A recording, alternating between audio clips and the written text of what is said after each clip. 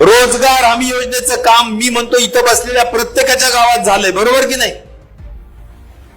वर टक्केवारी देऊन लोकांनी कर्ज काढून पैसे आणले, मंजूर काम आणलं आणि आज जवळजवळ कर्ज काढून ते काम पूर्ण केलं.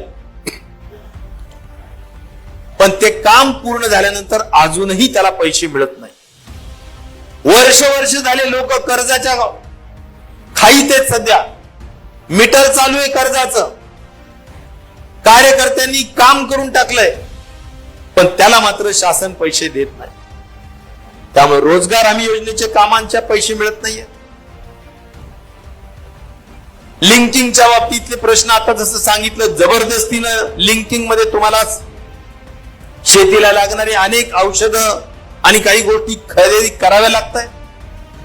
या सगळ्या गोष्टी शेतकऱ्यांच्या मुळावर आलेल्या गोष्टी आहेत आणि त्यामुळे त्या विरुद्ध लढण्याचं काम जे पवार साहेबांनी उभ्या आयुष्यात केलं.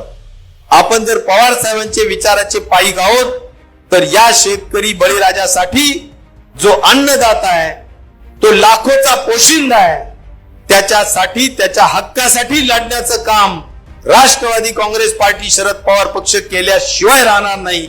हा महत्वाचा मनामध्ये खुणगाड बांधून सुद्धा उठायचा.